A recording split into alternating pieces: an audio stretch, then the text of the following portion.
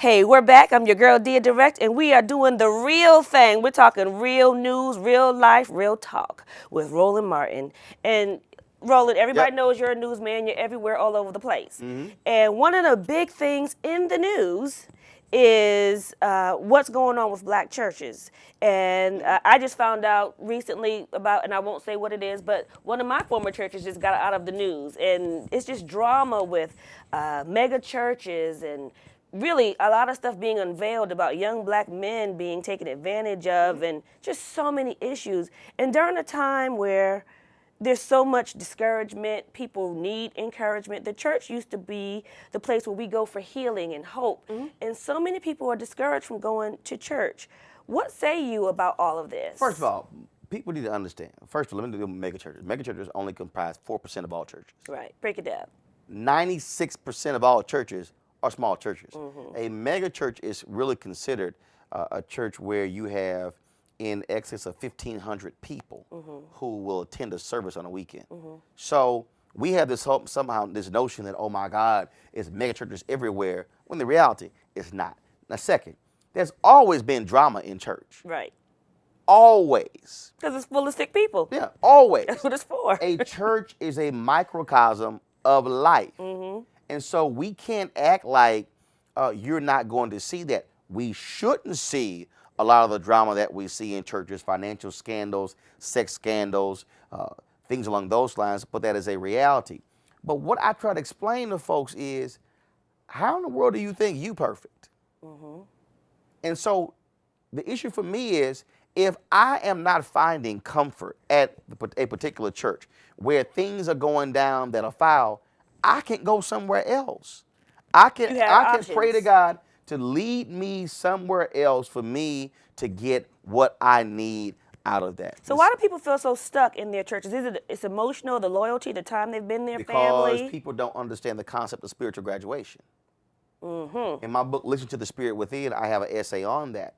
Because what happens is we go to a church and then we get baptized in that church. Our parents, we're always there, and then we grow up there. We might get married in that church. We might baptize our kids in that church, and then we think we're going to pass away in that church. The problem with that is people don't understand spiritual growth. I sign every book, Continue to Do God's Will, and He will continue to anoint everything that you do.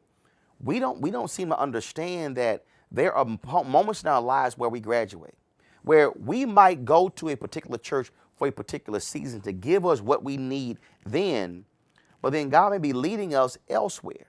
And so I've experienced that. I've experienced going to a church that gave me what I needed at that moment for a period of years. But when I have graduated spiritually, when my faith has gotten stronger, what that church, that pastor has may not be enough for where I am. And so I might need to go somewhere else to get that. People are so scared to do that because they say, well, what is the pastor going to think? That's irrelevant. Right. Because it's not what the pastor Well, thinks. that also has something to do with people invest so much in their pastor or their first lady, and people try to mimic them a lot of times, and people lose God. Again, though, In the people. I don't have a problem with you having a close relationship with your pastor, the pastor's wife, co-pastors, whatever. I have no problem with that.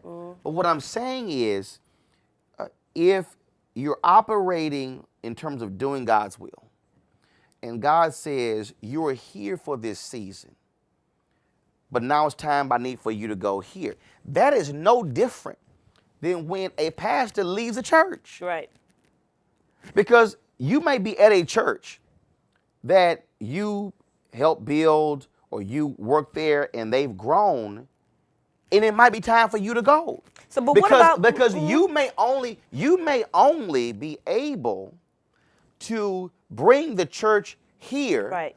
or the church may only want to go here, Right. but you know you have the skill set to go here, so I've got to go someplace else where I can continue to grow. So we don't part of your spiritual journey? Right, that's It's what I a mean by journey. You spiritual have to move. graduation. Right. It's there's a reason why you leave the third grade to go to the fourth grade. And there's a reason why when you go from high school to college, you might say, now I'm going to go from college to the workplace, but you might want to go for the master's or the PhD. That's what spiritual graduation means. Black men in the church. There's so many sisters who are saving themselves. They're looking for a man of God. They're in the church. They're serving, and they're frustrated because where are the brothers? Where are the black men in the church? And it is a real dilemma. What will it take for black men to love and be engaged and lead in the church again? And what is your advice as a man to all these sisters who are yet holding on? Well, first of all, what I found to be interesting is that there are a lot of black men in church, and there are a lot more black women who are in church who have deluded themselves to think that they're actually ready for that strong Christian man. What does that mean? Now, let's be real clear with that. Go ahead. See, I'm I hear a lot listening. of sisters, they say, oh, no, I want a man who puts God first and a man who will protect and provide and pray over the family. But then all of a sudden, there's a realness that comes with that. I remember there was a woman at our church in Houston. She would go to the pastor, and Pastor West was telling me this story. Every Sunday, Pastor, pray for my husband. Pastor, pray for my husband. Pastor, pray for my husband. Right. Pastor, pray for my boyfriend. pray that he join church and he find God. Then all of a sudden, on a Sunday, that brother walks down that aisle. But then what happens is when God changes him, world changes. Same woman, same women then come back. Pastor, my husband, my boyfriend tripping. I mean, all of a sudden, and Pastor said, "Now wait a minute. Now you were praying for God to change that, bruh. Now all of a sudden you realize what that changed man looks like." The issue, I think, when it comes to black men in churches, black men respond to strength. I've always said that one of the reasons African American men, I felt, respond to Minister Louis Farrakhan is because he embodies black male strength. I have been critical of what I call weak and impotent pastors who do not project that strength, because a black man wants to be able to follow and have confidence in somebody who is talking to them in the way they need to be talked to. And so it's very interesting when brothers will approach me and they will say, man, this is why I like you. This is why I listen to you. Now, there's some other brothers I might be with in media. They're like, yeah, I ain't really saying it to them. Right. Because there is something about how you present yourself, how you walk, how you talk, how you speak that they respond to. And I think that's what a lot of pastors need to understand. Strength and swagger.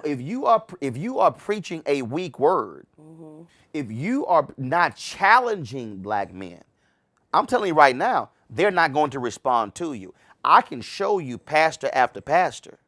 And the churches where I've been members of, those are the only kind of pastors I have been willing to listen to, because I can't tolerate weak preaching. I can't tolerate a weak leader. And so I think that's one of the issues there. And so I think pastors have to be willing to understand that if you want to reach those men, that's how you do it. And I'll be straight up, the Bishop Long deal.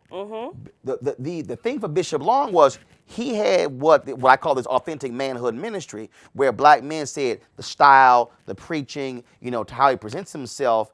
But the problem was when the scandal came out, I said that's what's going to turn black men off, because they're going to say, wait a minute. He just like me. That was the brother who I was believing in, and now you sitting here, according to the allegations, kicking it with other guys, and you sexually assaulting them. Oh man, what's up with that? And so that's the piece there. Again, so when you present that, understand that there's also an accountability there. So what now? Just find another church, continue on your spiritual journey? I think find another church, but also you have to first say, God, lead me to a place that will provide me the growth that I need. It's not about you. Oh, I like how they do things over here. I like the choir. No, God, lead me to where I can learn, where I can grow. If you go somewhere where you don't grow, you fail. Your wife Yep. is a strong black woman Yep. and a minister. Yep. I want to know, Roland, what has your wife taught you spiritually? What she taught me spiritually, I would say she always says, play nice with the other kids. That's always cracks me up. That cracks me up. So you're the kid on the playground who... No, I've always said God put my wife on this earth to provide comfort. God put me on this earth to provide discomfort. But I would certainly say patience has a lot to do with it, because I think fast, I process information fast, and I'm very clear where I want to go. There's no gray area with me. You're not going to find, well, I'm not quite sure. No, I'm very clear. And so. Are you always right? Yeah. Of course not. But I'll tell you. I mean. But when you're not right, how? Oh, I can change course in no time. Does she know how to encourage you without making you feel bad about it and say, well, she had a different point and maybe it was right? Yeah. And again, and then if it's a different way of doing it, I have no problem saying it. That's fine. Right. Yeah. And so what did she taught you about love? Same thing, and that is it's two-way street. That's real from Roland Martin. I wish we had more time, but he's been so patient. But next time we get him back, we have to find out. When we talk about real, what does Roland Martin think about reality TV? Hate it. But it is a good escapism. Some of them I like, most of them I hate. What do you like? Which one do you like? Anything that does not have housewives in it. So you like the Braxtons? Hell no. Okay, never mind. We know what Roland really likes. He likes Me, Inc. And guess what? The world likes it too. So say what you will, but we're all watching his reality TV. Hey! I'm your girl, Deya Direct. You have been right here. We have gotten direct. Roland, thank you so much. Thanks a lot. Absolutely, it's a pleasure. Cool. Go Texans.